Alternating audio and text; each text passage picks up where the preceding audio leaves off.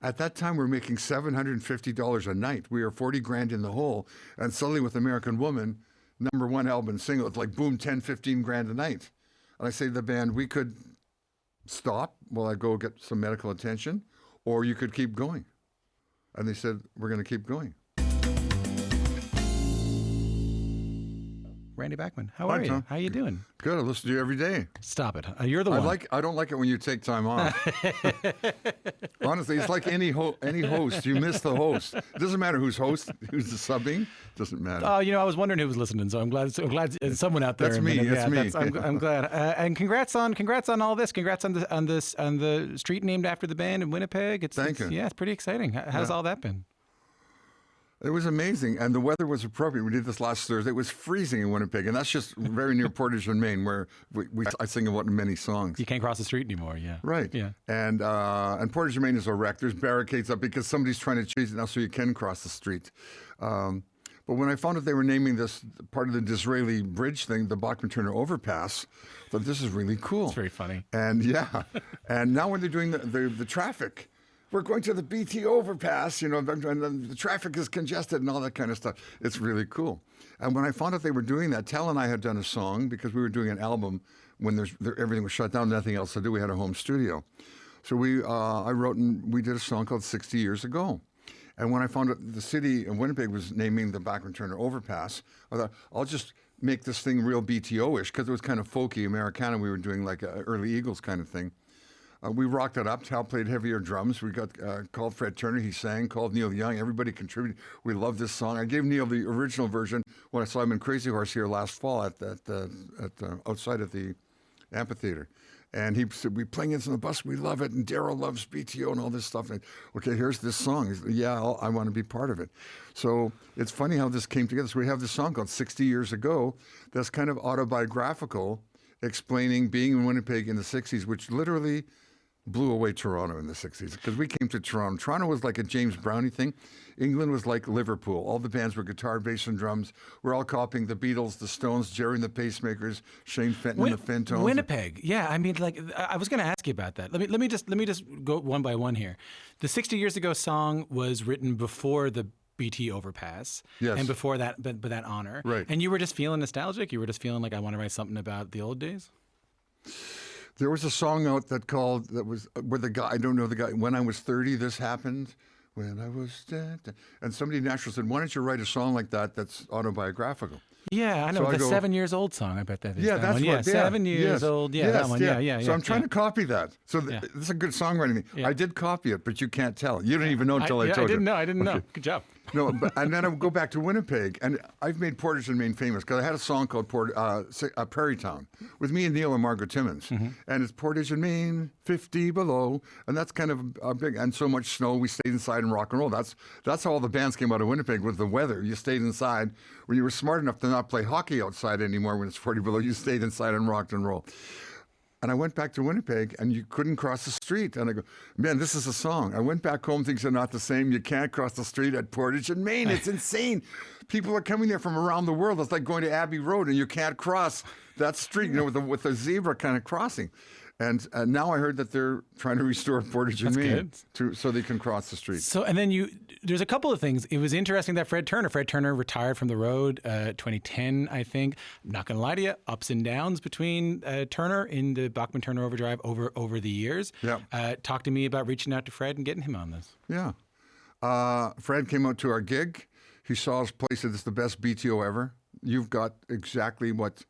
And he stood at our sound check beside our sound guy and sang, because we're on stage singing "Take It Like a Man" and "Give Me Your Money" to try to get the sound and everything. He just sat beside him and sang, but he has a couple of health issues. He lost his partner that was very dear to him, and he's still kind of aching over that. And he sent me an email 2 days ago and said, "I knew you guys were leaving the next morning after the Jets game. I wanted to get on the plane with you guys. I wanted to come on the road with you guys." And I said, "Hey, if you want to do a Brian Wilson," I was there when Brian retired, like in the mid-'60s, with the Guess Who. And just sing on the odd song. I'll co-write with you.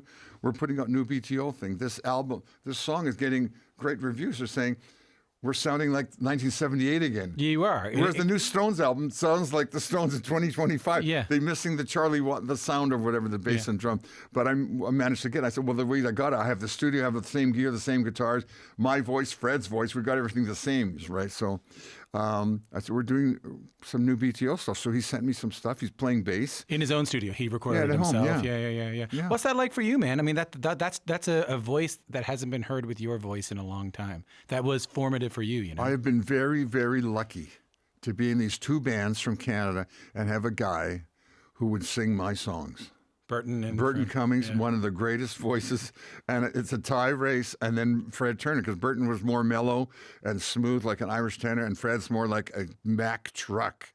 You know, he's saying, let it roll. When he growls, it's like the biggest lion in Lion King, right? And then whenever there was extra singing, I sang it. So I got very lucky with BTO. Fred was our main lead singer. I got him in the band. And there's a couple of songs he didn't sing, or I sang live on stage and made them up on stage. He said, why don't you just sing them for fun? Yeah. And end up being taking care of business. So I ended up suddenly singing a hit song.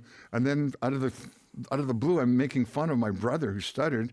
And it's a throwaway song. You ain't seen nothing yet. And everybody says, put it on the album. As you singing it. And with me singing it and stuttering through it, and it goes to #1 in 22 countries. So suddenly, I'm a singer. I'm going to go through this chronologically in a second, but Neil's on the record. Neil Young's on the record, who you've known for a really long time. Yeah, we were 16. Yeah, I read. I've known them all since I was 16. Fred Turner, Neil Young, and then Burton was about 13. He was 3 years younger. And Neil plays a wicked guitar solo on this. In fact, I was just listening to it, do you play the first guitar solo? He plays the second one? I was right. Because Fred yells, Randy stayed inside of rock and roll. I do the real simple one. And then the end, like Neil said, I said, I want to use your voice where you from Prairie Town, where you go, you stay inside and rock and roll. Yeah, I heard that too. So we put that in there. He doesn't show up in anyone's records. You never see Neil. I know. People said, how do you get Neil Young? I said, he offers, you accept. Oh, he said to you, hey, I'll do something. When I did Prairie Town, way back in the late 90s, I got a letter from his roadie. Neil lost the switch tips. Gretsch's have a little beautiful switch tip that you put on your switch. Yeah. Like Gibson's have a plastic one. Gretsch's are chrome or gold or silver. And for people who are listening, that's to switch between pickups a on a different sounding on a switch. guitar. Yeah. And he lost the tip. So I sent him 3 gold, 3 brass, which you can paint any color you want, and 3 chrome ones. And I also sent him the lyrics to Prairie Town. And this is way back before cell phones and everything. Out of my fax machine comes a thing, Neil, love this song, want to be on it. What? Phone number, I call the phone. He says, I want to be on the song. He said, there's 2 versions, a slow and fast version. He said, that's great. I did Tonight in like 8 versions anyway. I don't care. Come to my ranch. Be here Monday. This is Friday night. Be here Monday at noon. What? Broken Arrow Ranch is down in Half Moon Bay outside of San Francisco. Okay, I'll be there. I'm calling my agent, like, how can I get a flight of me going from here to San Francisco, and I've got to find Neil Young's place. We'll get you there. So I got there, and it was amazing. And he played on both versions of the song. And then other things came up, a tribute to Hank Marvin in the Shadows. That was on Sting's label. And I got a call from the guy managing Sting's record saying, do you want to be on this Hank Marvin album? Because we've got Peter Green, Peter Frampton, Mark Knopfler, Brian May. Of course I do. Could you get Neil Young? I'll ask him. And he said, all the great songs are taken. You've got to pick another song because so-and-so's done Man of Mystery and Shadugi and all these other songs. So I called Neil and say, look, do you want to be on this Hank Marvin? Because I play like Hank Marvin, so does Neil. Yeah. Everything you play is with the wang bar. Yeah. And it's that beautiful cleat. You don't do 1,000 notes. Yeah. You do a few notes, and they make a big difference. Yeah. Because people can remember them. One of my favorite guitar solos ever is the first Down by the River solo, Neil's recording, which is Yeah. That's my favorite Neil Young impersonation, by the way. And then, so I stay overnight. I'm having breakfast with him and Peggy the next morning and a couple of his kids. And he says, of course, I want to be in the video. And I'm about to say, what video? okay, we'll set up the video. So we set up the video. And I was managed at the time by Jeff Rogers, a Toronto guy.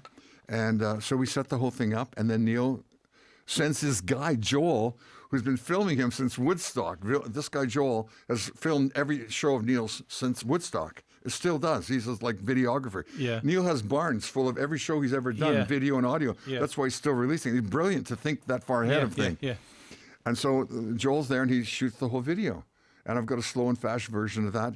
We almost won Video of the Year. We lost by 2 votes when Denise Donovan was running Much Music, and you voted in your favorite video. Came very close to winning Video of the Year. And then Neil, here's this tune. You said you handed it to him at his show here at Bud Stage. You came up for it, and I came to here to see him at the Bud Stage with the horse. Yeah. And these guys are old. I'm old. These guys are old. Yeah. Okay. Those guys were old in like 75, man. But they you know rock. what I mean? You know, I love the horse. Well, 80's the new 60 anyways. Yeah. But that's what I say. And they were incredible. But the Nelson kid holds it all together. Luke. Lucas or Micah? One I of think them. he had Micah. Yeah, Micah. Willie Nelson's son is, Right. is in Crazy Horse now. Yes. So you hand him a tape or a... Here's a song about Winnipeg. It's called 60 Years Ago. I've got you in it. I've got Burton and Fred Turner and all of us guys who were there because Winnipeg was the greatest place for us.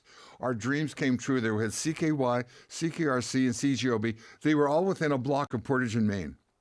So every time, and there was a big Coca-Cola sign that said, things go better with Coca-Cola. The temperature at Portage and Maine is, and the time is. So the DJs would look out the window going, oh, it's 5:55. We're all driving home. There's a lot of snow, and the temperature at Portage and Maine is minus 55. So everybody said Portage and Maine 50 below. So I put it in the song and played for Neil. He wants to be in the song. And I said, this song is like a reprise of Prairie Town, which is like from the mid-'90s or the late 90s. And it's called 60 Years Ago. And it's celebrating our years in Winnipeg, where we had the British Sunday Morning that Dino Corey, who was kind of Neil's friend there, he actually recorded Neil live. Him and Harry Taylor, the DJs, would record the first Neil Young record. There's the Sultan and things like that. Yeah. And it was just a wonderful scene. We had a DJ who kind of adopted us. He would go and play records at a dance like Dick Clark. And then we would be the band, and we'd play half an hour, and try to copy radio songs and sound as good to get the kids dancing. The trick is to get them off their behinds and dancing, get off of your back. You should be dancing, that whole kind of thing. And so that was my whole thing, get people up dancing. And then when you're dancing, you're an idiot. You're doing these weird, it doesn't matter what you're doing. You don't care who's watching. You just dance like nobody's watching. And it's a freedom thing that happens with the music. And so that's always been my... So Neil was into that. Neil was like, I'll do that. I'll do that. I'll do it. Yeah, I'll do it. Didn't Neil, so last time you were here the last time you were here, you weren't here. We were talking over Zoom with you and Burton about the box set that came out. But I feel like every time I talk to you, I sort of talk about the Guess Who and talk about those years. I want to spend a little bit of time on BTO. Sure. So maybe we can start with the end of the Guess Who. Because as much as you want to tell me about this, These Eyes happens, then American Woman happens. That's sort of the peak. That's sort of a high point for the band, and then you're out. #1 album and single. And you're out. We're out and we're making 700. No, you're out. Like you left the band, didn't you? Yeah. 3 weeks of gallbladder attacks on the road. Yeah. Which I didn't know what it was. Yeah. You play a gig, you pack up, you're going to have a greasy cheeseburger. Yeah. You have a gallbladder attack. Yeah. I'd be sitting on the toilet and vomiting in the bathroom, blood, with this incredible pain like somebody's turning a knife right there in your stomach. I go to the hospital. We're going to keep you overnight and give you some stuff to drink and take an x-ray. And Jim would say, we got to drive to Philadelphia tomorrow. We're driving to Pittsburgh tomorrow. I have the #1 record in the country right now. American Woman is huge, yeah. And so finally I go to a hospital and he says, if we can't treat you here, this is serious. You need to go home to see your own doctor. If you can't do it on the road. I said, I've got 5 days off. He said, go home. At the end of that 5 days, we had a booking at the Fillmore East. I knew I had to come back for that. So I go back to the doctor who basically birthed me into Winnipeg. It was also Burton Cummings' doctor. Burton was going out with his daughter, Jan. And so I go back to Mo Schneider, and he says, oh, you've got 22 gallstones, and every time you eat something greasy or sugary, your gallbladder's trying to put out stuff, and it's blocked by the stone. That's your pain. Your stomach's trying to push out stuff to digest this. And you've got all these blockages, these stones blocking. And I see them in a picture. And he said, I'll put you on a special diet. You can go play the Fillmore and then come back here and stay on your diet, which is lettuce, unsalted saltine crackers, and skim milk. This is it. Okay, so you don't have anything too sugary or fatty. And so the band had a couple of gigs. And when we played this gig in Westchester, Pennsylvania, it was my last gig. There's a band standing in front of us. And they're watching every move we make. And you could tell when a guy's in a band, and I'm playing something like She's Come Undone, which is a bunch of jazz chords, and he's looking at it, and he's trying to remember it. Because I used to do that. I'd go watch any band. I would write down what fret he played the guitar solo on. I'd go home and figure out the fret and once you find the fret he's playing on the 10th or 12th fret, you can figure out the notes. It's just, where do you start? And so at the end of the gig, the guy comes up to me and says, my name is Bob Sabelico, and my dad's a contractor, and my whole band practices in my basement. We've got a PA set up in my basement, a big Hammond organ, and we know all the Guess Who songs. We do all your songs, except I can't play She's Come Undone. Can you teach me the song? I said, sure. So we go to his house that night. I teach him the song, and they play for us all the Guess Who stuff. That night I have an attack. Jim Martin takes me to the hospital. The doctor says, go home, see your own doctor, see what's wrong with you, and then you can get a diet and a plan you can get, instead of just going night to night and having these attacks every night. And so I go home. I tell the band, I've got to go home. I come back. I tell them I've got to leave. I go back and play the Fillmore. It's my last gig with them. It was in May of 1970. We played the Fillmore. And I have a meeting with the band at RCA and say, look, I got to stay home for like 2 or 3 months on this diet, and then I'm scheduled in August to have gallstones removed, or the gallbladder removed. And they say, okay. At that time, we're making $750 a night. We are 40 grand in the hole. And suddenly with American Woman, #1 album single, it's like boom, 10, 15 grand a night. And I say to the band, we could stop while I go get some medical attention, or you could keep going. And they said, we're going to keep going. And we also had a division in the band where they were doing the late 60s party kind of thing. Yeah. And I don't drink or smoke or do drugs. I never have. So we also that was there anyway. That was there. Yeah. And plus, I had a wonderful son named Tal. Yeah. And my beautiful wife, who was Miss Regina Rough Rider when I met her, Miss Saskatchewan kind of thing. And I'm on the road alone, so I wanted to stay home. But where I'm getting to is like, when that happens, are you, I'm sure, because I'm going to get into Brave Belt and BTO. Yeah. But in order to get there, I'm just trying to get you a sense of your emotional state there. Because I know that like, hey, it's nice to have my beautiful wife at home and I got a kid on the way. Am I ever going to do that again? That was so unlikely that a band from Winnipeg was going to have global success. Right. Is it over for me? I bet people were telling you were crazy to leave the Guess Who, I was branded as an idiot in Winnipeg and in the press. At the time, they had a wonderful guy named Richie York who came from England, and his job was to not make me look too good in the thing. And I got slammed in Rolling Stone and Cream and all the magazines at the time that I was thrown out of the band because I was too straight. So I'm bent on proving you can make it without being bent or drugged or whatever. And you were like motivated by that. Yeah. Screw you guys. I can we got here. I wasn't stoned. Yeah. You might have been stoned. I wasn't stoned when I wrote the American Woman lick. Yeah. I'm like I was when I was born. There's nothing here. Yeah. Nothing has influenced me except my joy of music and love and all that kind of stuff. Yeah, Ted Williams. Yeah. Yeah. So we had that divisive thing between us. And it's like two brothers. You got a bike for Christmas and I got a baseball mitt? Wait a minute, this is worth $8. You got a thing worth 80, and you hate your brother. Yeah. You don't hate him because you're brothers, but you have this thing that you never get over. And I want to prove them wrong. Yeah. But you must have thought it wouldn't happen. You must have thought like, no. Good for you, man. Really? I thought I made it this far with my own talent, my own love, and my own dedication, and a lot of practice. I started violin when I was 5.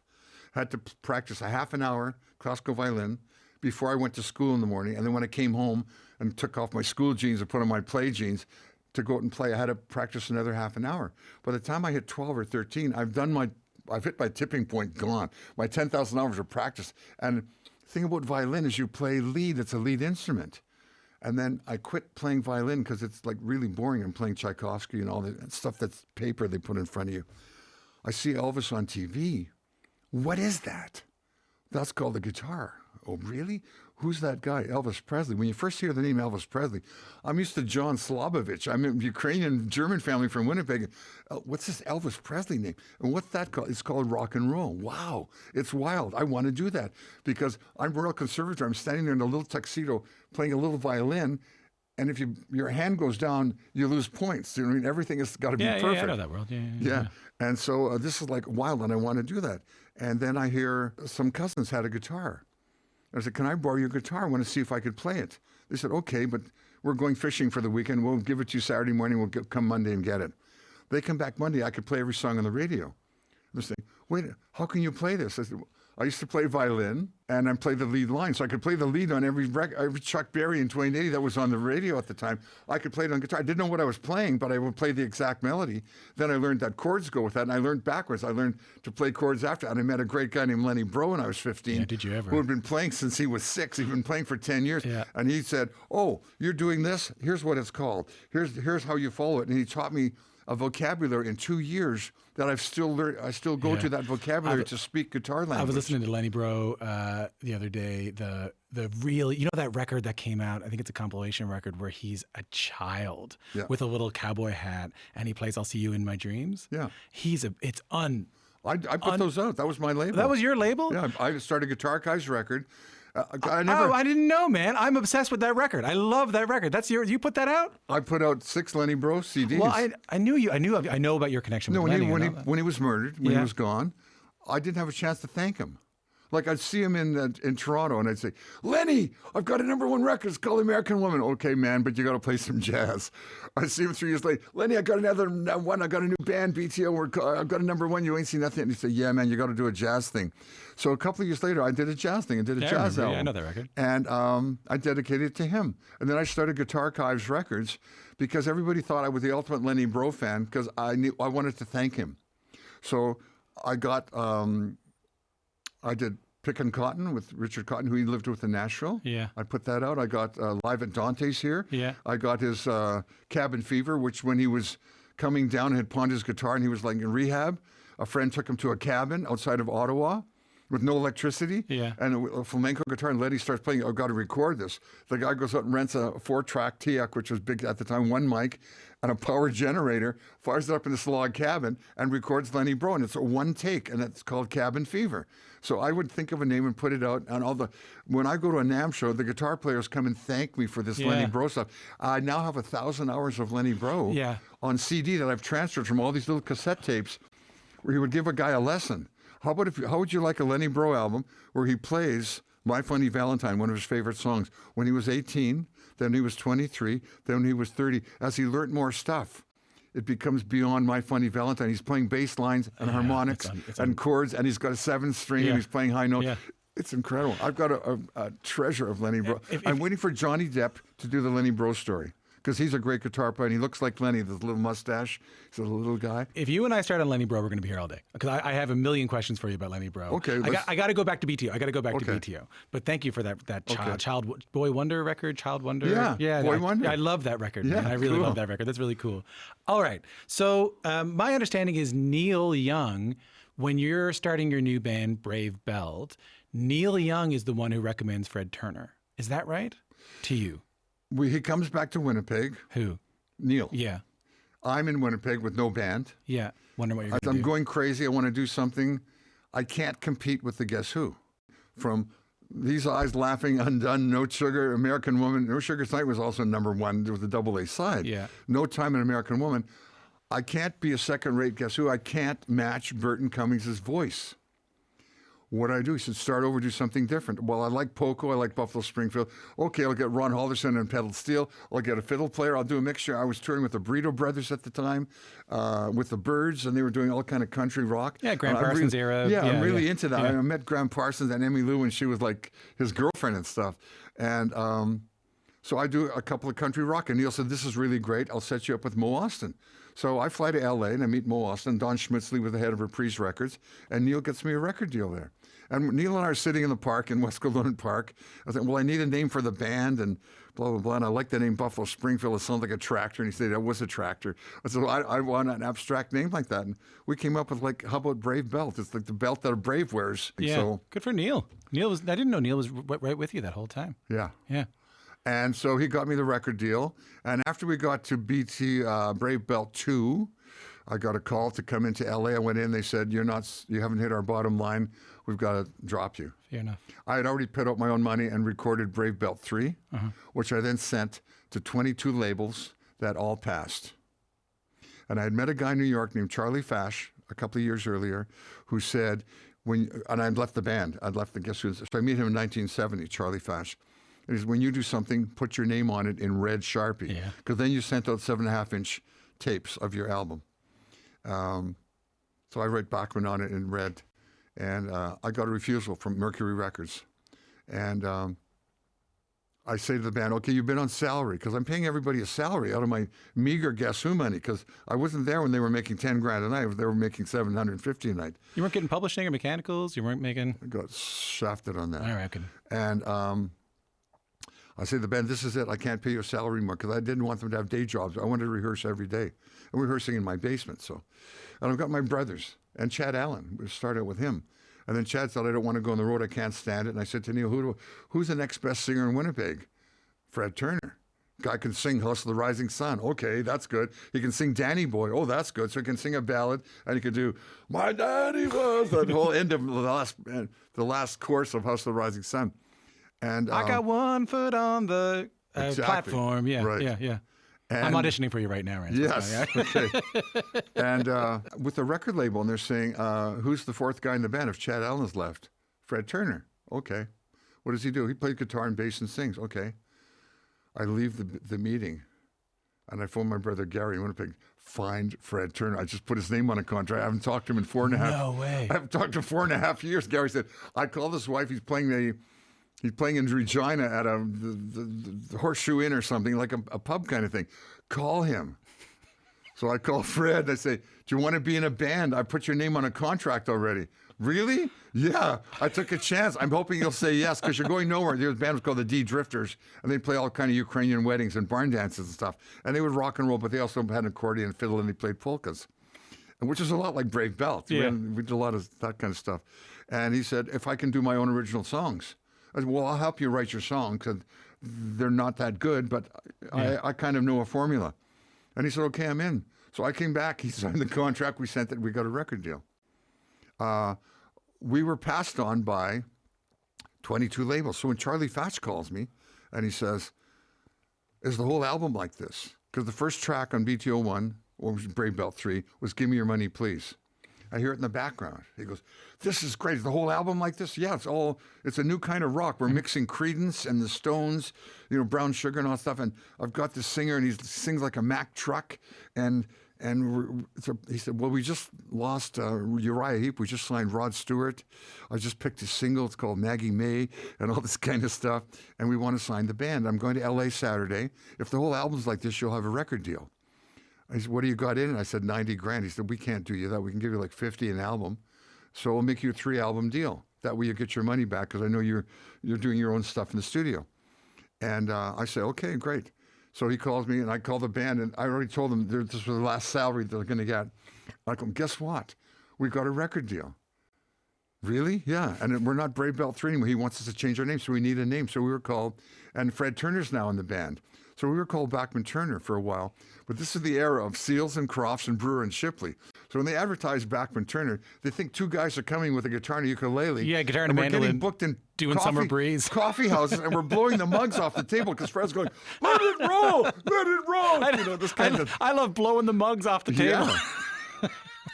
And after a gig, we go to a truck stop in Detroit. Yeah. A Husky. Yeah. And as I go to pay the bill, there's a magazine called Overdrive. And I say to Fred, look at this. Then you had an album and a title. This is a great title for an album, Overdrive. And he goes, are you kidding? That's our name. What do you mean? Bachman-Turner Overdrive.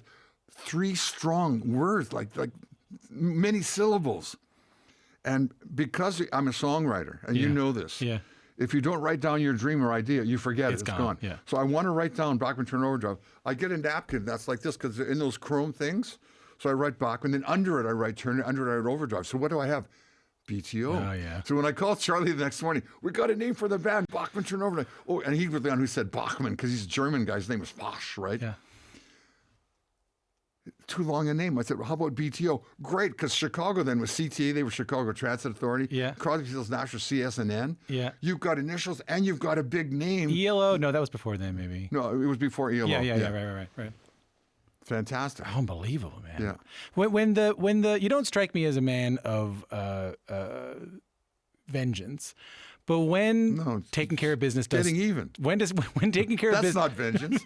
Vengeance is killing someone. when that's Italian. when taking care of business does that well. Yeah. I mean, Taking Care of Business, Born to Be Wild. These I'm thinking of songs that have that kind of like In your know, face. Yeah, and they're everywhere. Party. Like, you know. Yeah. They're still in every movie. Yeah, exactly. Also written by a Canadian too. Was Born to Be Wild written by Mars Dennis, Bonfire? Well, his name was Dennis Edmonton. He was in The Sparrow. Yeah. I knew him when he was in The Sparrow. Yeah. Well, you guys wrote a couple of big songs. Yeah. When Taking Care of Business goes crazy and becomes a massive hit, and I got a question about the Elvis thing after this that I've always wanted to ask you because I can't get a straight answer on it, and you know what I'm going to ask you. Yeah. But the when everyone said you were crazy to leave the Guess Who, when there were these rumors, and that might be half true, that like, hey, there was a cultural divide in the band between drugs and drinking and us and BTO. There's never one thing. There's never one thing why you look great. No. You work out, you eat properly, you get sleep. There's a whole bunch of things, so you can't really pin it down. Maybe the question is, how did you feel? Hey, everyone said I couldn't do it. After American Woman, everyone said I was crazy to leave this band. Look what I got. Well, suddenly you get this feeling. We're on the rise. Like Let It Ride comes out, and Charlie Fatch said, "Your first album's great. It's all album cuts. We know you guys don't want to do singles like Led Zeppelin. You want to do album cuts. You want to be appreciated for 4.5 minutes of rock. You got to get to 3.5 and less, and then you get on top 40 radio. You won't believe what happens to your money and your box office. We know you can write hit singles. So I write Let It Ride with Fred Turner. It becomes a really great song, which I steal from Anton Dvorak's Piano Concerto, the ending that I played on guitar. And then comes TCB, and then comes An Accident. You Ain't Seen Nothing Yet. That's not even supposed to be on the album. That Charlie Fatch says, this is charming. There's nothing like it on the radio. And it goes to number 1 in 22 countries. And Burton Cummings told me he was driving in Winnipeg. He heard that on the radio, and he said, that's it. I'm leaving the Guess Who. No. That's it. He told me that himself. Why? Randy's hit number 1. He's straight. He's not drinking. He's not doing drugs. He can do it. I'm going nowhere with these guys. but he had a great ride from when I left in 70 up to 76. I mean, they had I think the Guess Who had 38 top 50 songs. Yeah. You know, so he and I together wrote great music separately and together. Yeah. How did you feel when that happened? Did you feel any sense of, okay, I've done I it. did it? Yeah. I've done it. Number 1 album, number 1 single, 3 years later. Talk me through the Elvis thing. So we were in the office the other day, and we were talking about, okay, you know, we're having Randy in, we want to focus on BTO, we want to talk about Taking Care of Business. And I said, you know, we talk about some of the cultural references. And last time he was here, we talked about the Superbad movie. Last time he was here, we talked about The Simpsons. And I said, yeah, you know, when you go to Elvis's grave, he had a TCB, Taking Care of Business, is on his gravestone. His band was the TCB band. Yeah. He gave his members of the Memphis Mafia rings that said TCB on it. I've got a necklace. That says TCB. Yeah. Can you help me with the timeline here? Maybe this is going nowhere, because Aretha Franklin also had TCB in Respect that Otis Redding wrote.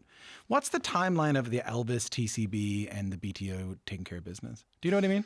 I saw, I loved Elvis because that's what got me from violin to playing guitar. And it was basically him, because he was a cool looking guy, and he was a truck driver's son or was son. Yeah. And I'm an optician's son, so it's an average guy who can make it in the business.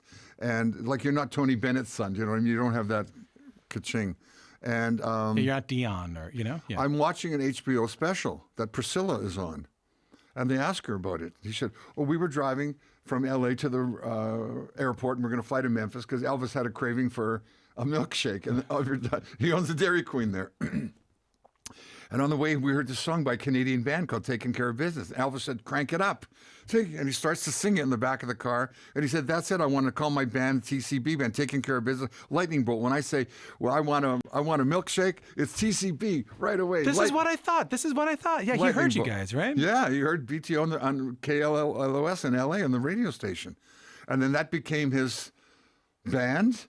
Nobody can use that except me and him. Elvis Presley Enterprise owns that whole thing.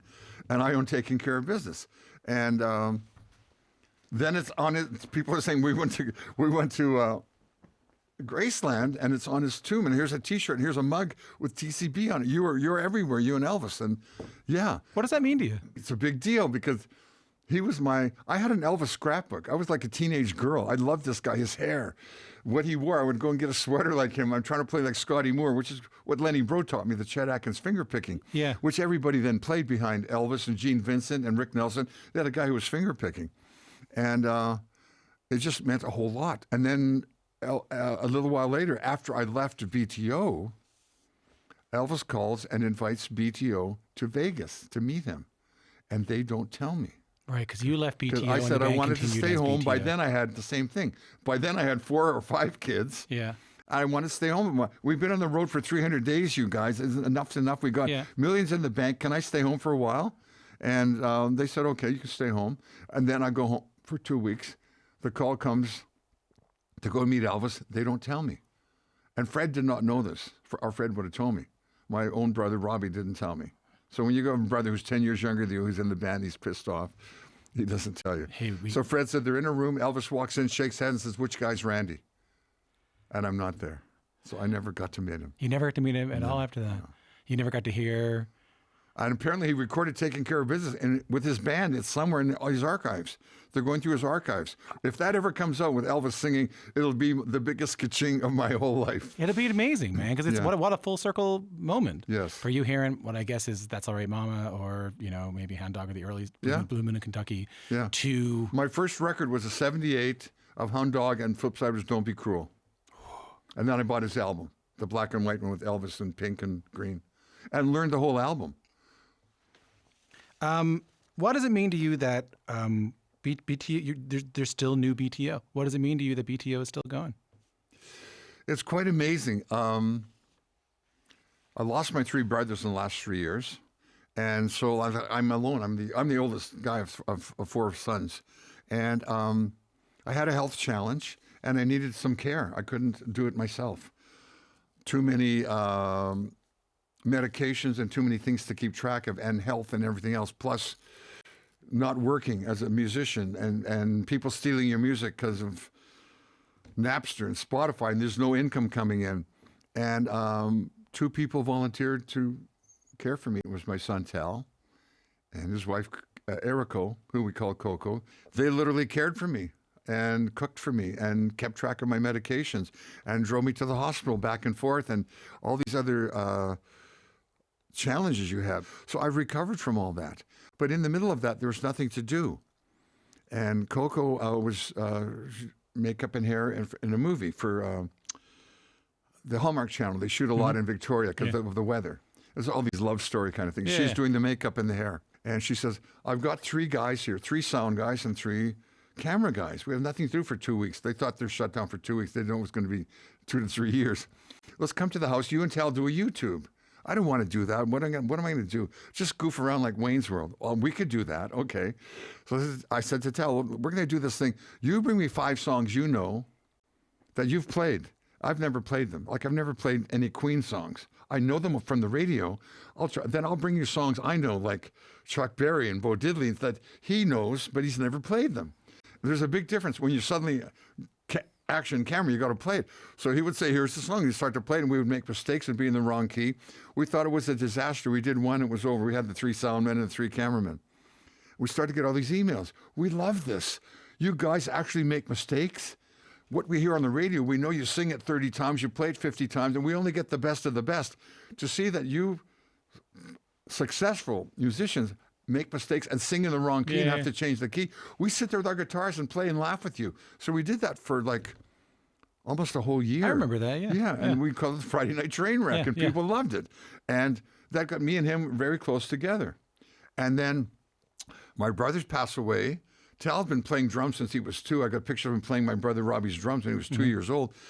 Coco's been playing drums since she was 16. It's worth interjecting here that Tal, for people who are wondering if it's the same Tal, Tal also wrote and recorded She's So High, one of the greatest rock pop songs, power pop songs of all time. Yes. And I just want to put that in there and give him his flowers on that, because that song is still. He doesn't. He doesn't want to do it. I keep saying, you got to do it, man. Like he doesn't do it in the new BTO show. He does it now. Like he didn't want to do it. I don't feel this belongs. I said, are you kidding? You're my son, for Pete's sake. It's like Jacob Dylan doing One Headlight. You know what I mean? You got to do the song. You got to do it. If they know you for the one song. So he does it about 2/3 of the way through the night. Every woman in the place goes berserk, and they're elbowing their guy, who then stands up and go, she's like Cleopatra, Joan of Arc, or Aphrodite, that kind of thing. Hold on. So Coco and Tal, and you say this is the new BTO? Yeah. She started drumming when she was 16. And her dad was a fan of BTO. Cool. He buys her a record to play to. It's not fragile. She plays. Here's the thing. My brother Robbie didn't have a set of drums. He wasn't a drummer. He was my younger brother, 10 years younger than me. We made him a drum set, those round Ogilvy things with the Quaker on it. Yeah. We'd get them, empty it out, cut it in half, and make him a tom-tom. The bigger one would be a different tom-tom, a pot and a pan and wooden spoons. And I said, learn to play like Ringo Starr. You might be my drummer someday. I had no idea that when I left the Guess Who, he would be my drummer in Brave Belt. And so he drums to all these records. But you probably know this. Ringo Starr is a left-handed drummer who plays right-handed drums. So when he does a drum roll, it doesn't go doesn't go high to low. It goes low to high. I didn't know that. Every Beatles drum roll is kind of backwards. My brother plays that way, even though he's right-handed, and he wanted to be as prominent as me in the band. He had a shirt that said, "Hi, I'm the drummer." I mean, he was always like wanted, but he could never catch me because I was in a race ahead of him and won a race with the Guess Who. Yeah. So there was always this challenge, which was a brotherly challenge, right? Like he's a big wrestler, but I'm a wrestler, and I'm going to pin him one day. He's going to tap out when I get him in a headlock or something. So we always had this thing between us, and when I would do a guitar lick, and I'm breathing because Lenny Breau taught me to play like Chet Baker sings. Lenny taught me the two Chets, Chet Atkins, Chet Baker. Blow a phrase and sing and then breathe and let people wait. And then let them wait a little bit longer and sing behind the beat. So I would play a guitar lick and there'd be a space. And Robbie would do a drum lick to fit in it. No other drummer does that. Coco channels him. She's Japanese. She goes into this trance. She folds her hand. She closes her eyes. She channels Robbie. She plays every drum lick Robbie plays. My solos sound really good. And I'm playing the same solo every night because people want to hear the actual solo that's in their head. And I play very melodic solos anyway, like a violin thing. And Fred Turner came and said, "This is the best BTO since I've been in the band." That's the best. And he said, "You know, when you left Winnipeg Monday morning, I wanted to get on the plane with you guys. I wanted to come with you." I mean, I just love that you're still going. I mean, like, I love that you're still like, you could sit on the beach with a non-alcoholic margarita at this point, and and take in the sunshine, but I love that you're still making music and still out there. Well, I've said it to many people, I have no life. My third song is "Rock Is My Life." I don't know if you heard that song. It's on BTO, a Non-Fragile album. And when I go "Rock Is My Life," the crowd goes nuts. They know it. I'm like the architect, they call me, or the godfather of Canadian rock. Looking back at Winnipeg, John Anderson's book, every band out of Winnipeg, the Sugar and Spice, the Mongrels, I went and helped them with a little tape recorder and write their songs and put them together and got them record deals and stuff. Just being the older of four sons, my dad would say, "Okay, you're the oldest. Here's a pie to divide up. You cut it in four and you get the last piece." So you make sure you're cutting everything equal. Yeah. So I'm used to treating everybody kind of like equal and sharing my stuff with them. So that's kind of my history. I get up and rock and roll. I write a song every single day. You might say something, I might write it down, I go and write a song. That's what I wrote Let It Ride. It was a truck driver yelled that at us when he cut us off and we almost had an accident. I said, "You're driving like a maniac." He said, "We're trying to test you guys from friendly Manitoba. That's on our license plates." And I go, "But you're driving like an idiot." And he says, "It's no big deal, buddy. Why don't you just let it ride?" And I go to Fred and say, "What does that mean?" This is like 1972. Well, it's a trucker's thing that they just let it go.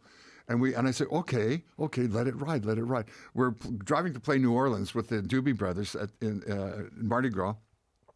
And I get in the dressing room and say to Fred, "Listen, I've got Anton Dvorak's piano concerto," and it goes da-da-la-da, da-da-la-da, da-da-la-da, da-da-la. And here's the Edison chords. And when do we go? "Goodbye, I lied, don't cry, would you let it ride?" And great, let it ride. And you sing that, and and we wrote the song in a few minutes. And that became like the big BTO radio song that got our string going. Yeah. I'm so glad you're still going. I'm so glad you're. So am I. I'm so glad you're never going to stop. And I'm so glad there's new BTO. Thanks for coming in. Well, you're welcome. Thanks for having us.